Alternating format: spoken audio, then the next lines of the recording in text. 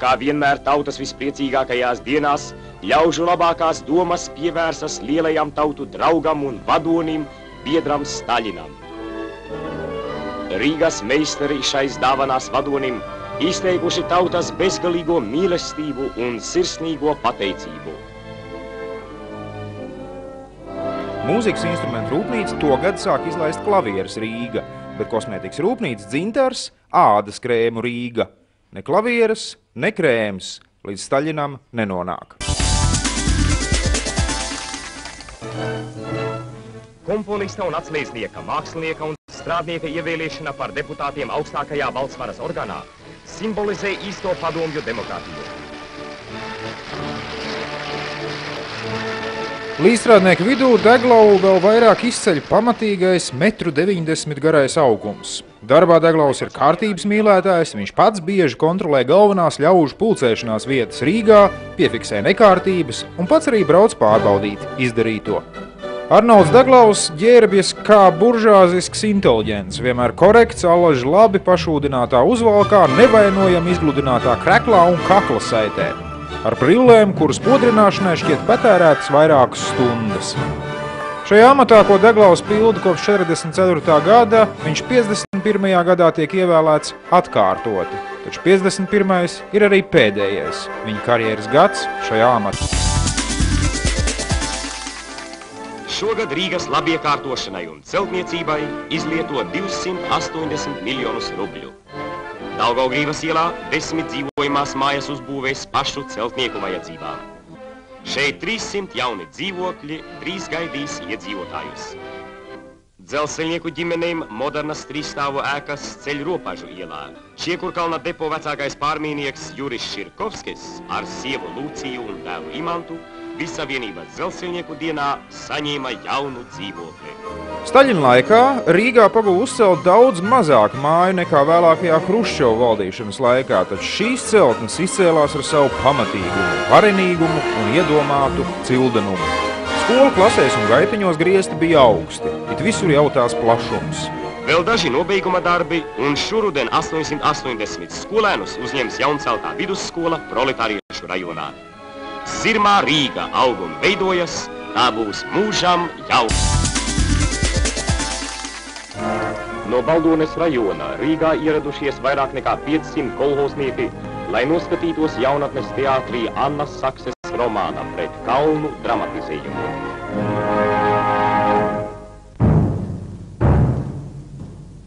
Vai tikai krievi kaut kur nav pārāvuši fronti? Tas sarg dies! Fašisti bēg pa lielceļu kā bies! Drīz tiksim mājās! Jā, un ieskriesi čekistiem nagos, un tur visus pakārs. Tā tikai fašisti dara. Teātris meklējums Lāčplēša ielā 37 un 50. gadu nenoliedzam populārākie aktieri teātrī ir Vilis Ķimelis un Elvīra Baldiņa. Cilvēkiem jāstājas darbā. Būtu vēl kuļmašīnas. Kuļmašīnas atradīsim. Es redzēju, ka budzis Migla tās ievilka savā šķūnī. Tātad tev bija viltota komjaunatnes biedra karte? Tātad tu?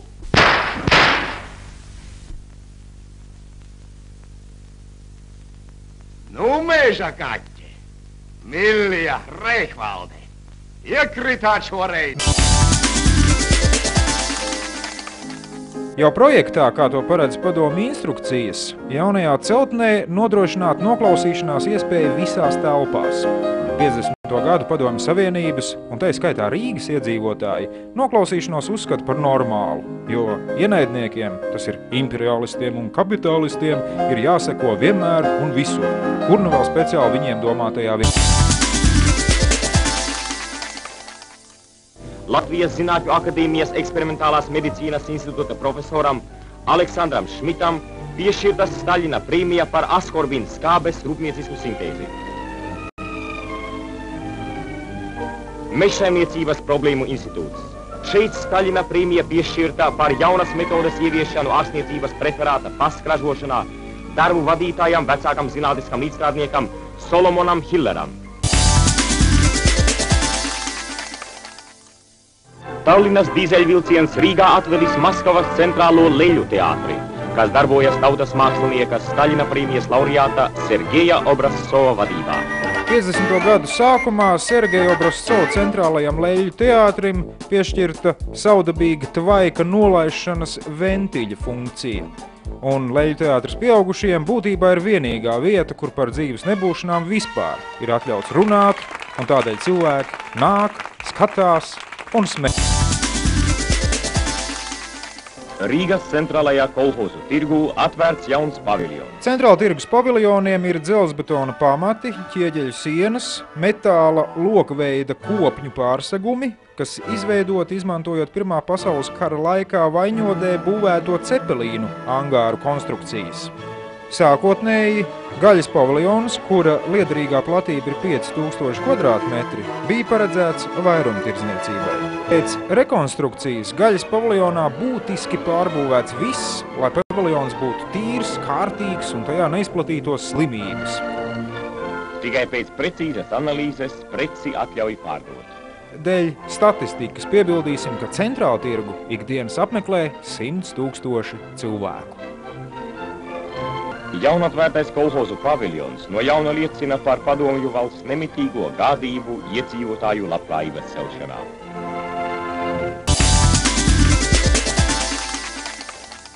Reizē ar karogu pieņem arī Latvijas PSR himnu.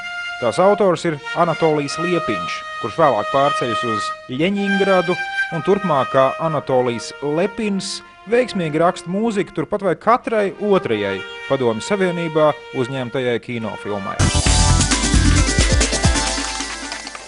Stājusies pukstēt Ļeņina līdzgaitnieka un viņa darba ģeniālā turpinātāja, komunistiskās partijas un padomju tautas gudrā vadoņa un skolotāja Josifa Visarjonoviča Staļina sirds. Vadoņa vārds ir nemirstīgs. Mēs ejam tālāk. Tādi un līdzīgi virsraksti pārpilda avīžu slējas. Latvijas PSR organizēti sēro. Visos darba kolektīvos, visās skolās un bērnu dārzos tiek organizētas sēras. Vēlāk pilsētu laukumos notiek masveidīgi mītiņi, kuros piedalās darba kolektīvu labākie pārstāvji. Asaras un bēdas mijās ar optimistiskām nākotnes vīzijām un apņemšanos Staļina iesākto turpināt.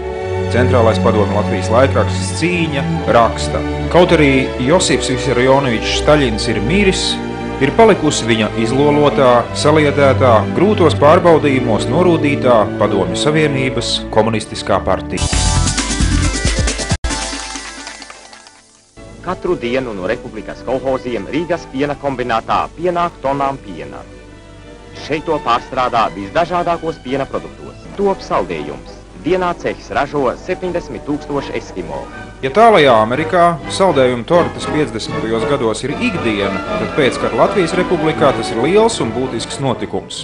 Tomēr pats galvenais konditorijas brīnuma radīšanā ir pierādīt, ka arī mūsu piena pārstrādes meistari var būt tikpat progresīvi un moderni, kā Amerikas Savienoto Valstu kapitālisti, un Rīgas piena kombināts dod šādu iespēju. Jaunais produkts tomēr nekļūst par ikdienu, jo nec tirgotājiem, nec pircējiem vēl nav vajadzīgās tehnikas, tas ir leduskapju un saldētavu, lai tās uzglabātu. Bet tagad uz brīdi iegriezīsimies restorānā Astorija. 50. gadu sākumā restorāns Astorija tiek uzskatīts par pašu labāko Rīgā. Ņemot vērā, ka restorāna interjers un apkalpojošais personāls nav būtiski mainījies salīdzinot ar pirmskara gadiem, daudzus rīdziniekus Astorija piesaista ar atmiņām par aizgājušajiem laikiem. Astorijā veco tradīciju garā ielaiž dāmas tikai kungu pavadībā. Vēl vairāk, restorāns ir arī izdomā revolucionārs.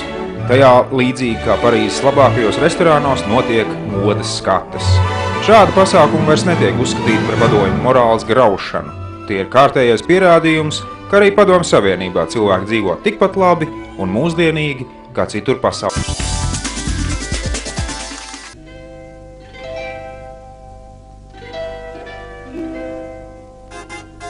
Savu popularitātes gājienu televīzija Latvijā piedzīvos vēlāk, bet pagaidām visi raidījumi notiek tiešraidē no studijas. Gan iestudējumi, gan simfonisko orķestru koncerti. Tā kā video ieraksta tehnika vēl nebija pieejama, vienīgie iepriekš sagatavotie materiāli ir kinofilmas. Saka, lai nekas nenojuktu un viss notiktu kā plānots. Rīgas kultūras un atpūtas parkā ceļ estrādi plašiem masu sarīkojumiem. Uz estrādes varēs novietoties 7000 dziedātāju liels koris. Meža parks ar nolūku tiek veidots par kultūras un atpūtas centru. Jau 54. gadā jaunaklātajā estrādē notiek Latvijas PSR dziesmu svētki. Tomēr lielā estrāde tiek nodarbināta arī citiem koncertiem un masu kultūras pasākumiem. Meža parkā tiek atklāta arī jauna funkcionāla izklaides vieta – bērnu dzelzceļš. Mazos rīdziniekus tagad var apskaust daudzu pilsētu bērni. Viņiem ir savs dzelzceļš. Tas ir 4,5 km garš, tajā ir izbūvēta īsta stacija un pa to pārvietojas īsts šaursliežu dzelzceļa sastāvs. Pirmajā dienā konduktori nav visai stingri, lai jau pabraucas arī kāds bezbiļetnieks. Dzelzceļš iecerēts kā jauno kadru kaldinātava, tāpēc to uztur un apkalpo tikai bērni. Tikai gadu pēc Hruščova vadošajiem norādījumiem Latvijā kukurūzas lauka aizņem jau 100 000 hektāru. Lielplatones selekcijas stacijā kukurūza šovasar padevusies varanā. Šķirne Voroņežas 76 Latvijas zeme, tāpat kā savās mājās, nobriedinājusi nākamajam gadam labu sēklu. Tas gan nenozīmē, ka visos laukos aug kukurūza. Piemēram, slavenā kolhoza Lāčplēses priekšsēdētājs Edgars Kauliņš izmantoja metodi, kuras izgudrošana piedēvē lietuviešiem. Gar lauka ārējām malām tiek audzēta lekna kukurūza, bet vidū zeļ vecais labais āboliņš. Kaut gan kopumā kukurūza Latvijā nīguļo, atsevišķi rekordi padodas jaunajiem naturālistiem, īpaši apmīļojot un bagātīgi mēslojot katru stādiņu. Sirsnīgi izvadīja rīdzinieki jau otro jauniešu ešalonu uz neskartajām zemēm. Latviešu jauniešiem brauciens uz Kazahijas un Krievijas stepju zonu bija ne tikai iespēja nopelnīt, bet arī jautri pavadīt laiku citu dēkaņu sabiedrībā. Tomēr gaidīto ekonomisko efektu šī kampaņa nedod. Ražas bija negaidīti zemas un entuziasms apsīka. Vienīgais pozitīvais – cieši apstiprinājās tautu draudzība. Latviešu meitenēm pavērās iespēja kļūt par 3. vai 4. sievu kādā kazahu zemnieka ģimenē. Un vēl ilgu laiku pēc neskarto zemju apgūšanas beigām stepēs skraidīja bērni gaišām galviņām. Vislielākais Republikas lauksaimniecības kultūras centrs būs kolhoznieku nams, ko ceļ Rīgā. Nemitīgi top šīs lieliskās pils stāve. Ļeņina ielā 39 atrodas glīti iekārtots apavu veikals. Bet kas šis par savādu aparātu? Tūlīt paši redzēsim. Zābaciņi taču patīk gan vecmāmiņai, gan arī Natašai. Pagaidiet. Tā lielas patikas dēļ dažkārt var kļūdīties. Un šeit mums palīdz jaunais rentgena aparāts. Viss kārtībā. Izrakstīsim čeku. Bet ko jurists saka par jaunajiem apaviem? Patīk? Un kā vēl? Drīz pēc uzstādīšanas parādās pirmās ziņas par rentgena starojumu kaitīgo ietekmi. Ar leikēmiju mirst daži rentgenologi un aparāts no apavu veikala nemanot nozūd. Tilta celtniecībā izmantoti kesoni. Balstu pāļi iegremdēti 26 metru dziļumā un pārklāti ar Ukrainas granītu. Kopējais tilta garums ir aptuveni 500 metrus, un daļa pie labā krasta ir paceļama lielāku kuģu caurlaišanai. Tūkstošiem rīdzinieku pulcējās Daugamalā saņemt visskaistāko velti oktobra gadadienā jauno tiltu pār Daugavu. Jau tilta projektā ir paredzēta divvirzienu tramvaja satiksme, savukārt gājēji var izmantot 3,5 metrus platās ietves tilta abās pusēs. Rīgas aerodromā jauna lidostā. Tās veidošanā piedalījušies mūsu republikas labākie celtnieki un lietišķās mākslas meistari. Te viss kalpo pasažieru ērtībām un patīkamai atpūtai. Rīdzinieku vidū lidost kļūst slavena vēl ar ko citu. Vietējā restorāna šefpavārs ir dienvidnieks, un viņa gatavotie ēdieni tik ļoti atšķiras no citur Rīgā piedāvātās ēdienkartes, ka lidostas restorāns drīz vien kļūst par iemīļotu pusdienošanas vietu visiem rīdziniekiem. No jaunās lidostas ikdienas ved neskaitāmi gaisa ceļi uz mūsu dzimtenes galvaspilsētu Maskavu, uz Ļeņingradu, Kijevu, Tallinu, Minsku, Ļvovu, Odesu un citām pilsētām. Ādu galantērijas kombinātās somderis uzstādīts jauns konvejers. Tas apvienojas un stingri saskaņojas visu čemodānu izgatavošanai vajadzīgo mašīnu darbu. Drīz vien Somdara brūnais čemodāns atradis vietu katrā Latvijas PSR iedzīvotāja mājā. Tie savu popularitāti iekaro gan savas cenas, gan izturības dēļ. Jo 50. gadu vidū rūpniecība Rīgā strauji atgūstas no kara, pāris gados Rīgas rūpnīcas uzsāk ražot gandrīz 200 jaunus izstrādājumus. To vidū arī Rīgas tapešu fabrika izlaiž tapetes ar reliefa izcēlumu. Patiesībā tiek atjaunoti 30. gadu populārākie tapešu modeļi. Tomēr šis jaunums padomi Latvijā gaidīto izplatību nepiedzīvo, jo reliefa tapetes ir pārlieku dārgas masveida celtniecībai, kur viss orientēts tieši uz pretējo – lētāk, ātrāk un vienkāršāk.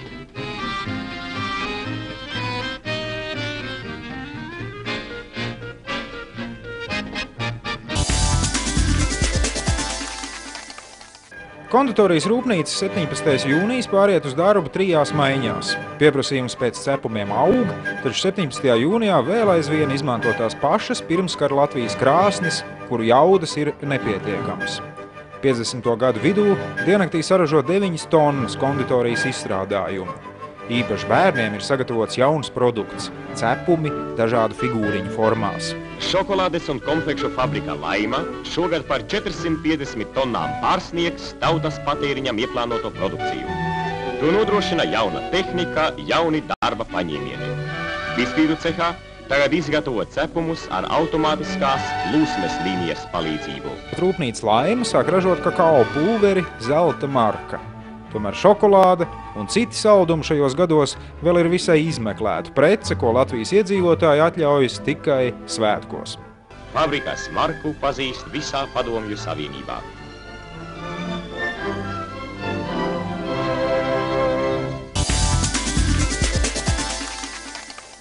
Uz jauno krastu publicē vienlaicīgi gan laikrakstā Cīņa, gan žurnālā Zvaigzne. Un šo izdevumu redaktori katru nedēļu dodas uz ministru padomu pie Viļa Lāča pēc kārtējā turpinājuma. Jau neilgi pēc publicēšanas tiek izveidots scenārijs kinofilmai, kur uzņem režisors, arī viens no scenārija autoriem – Lukovs. Lentē ir lielisks aktieru ansamblis – Ulris Lieldičs, Velta Līne un Baiba Indriksone. Zīmīgi, ka tajā pat gadā uz jauno krastu piedzīvo arī operas iestudējumu. Libretu saraksta Fricis Rokpelnis, bet mūzikas autors ir Marģeris Zariņš. Savukārt Salnā pavasarī uzplaukst jaunā, reibinoši skaistā Zigrīda Stungure. Taisosiet pie Madaras precībās. Pie kādas Madaras? Pie tās pašas, kas te stāv. Skaties, kāds pārdrošinieks. Un ja nu tev atsaka? Tu domāji, šai nepatīk? Jau nu tā, ka nepatiktu, bet... Ir labāk precinieki. Vienkārši man vēl negribas precēties.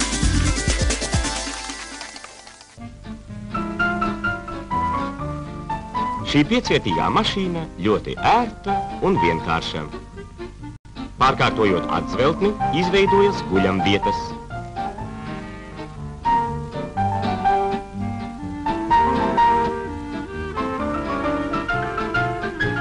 Iespējams braukt bez ātruma pārslēgšanas.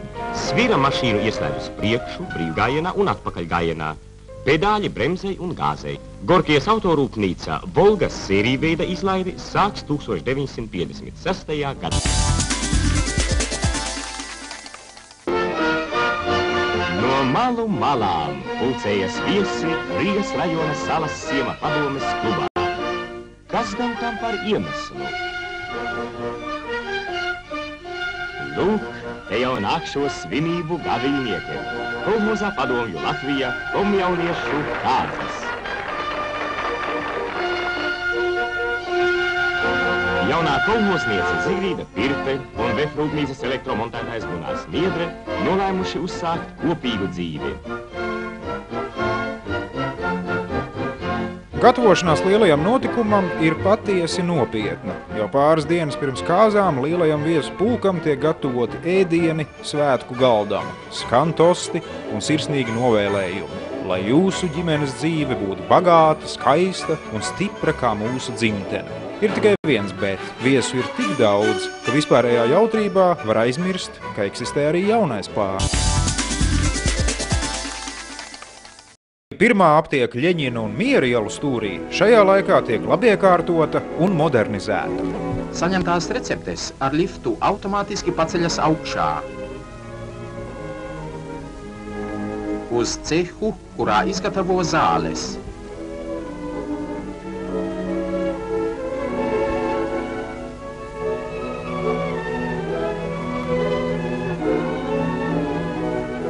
Viss zāļu izgatavošanas un izsniegšanas process racionalizēts pēc Maskavas un Ļeņingrādas labāko aptieku metodes.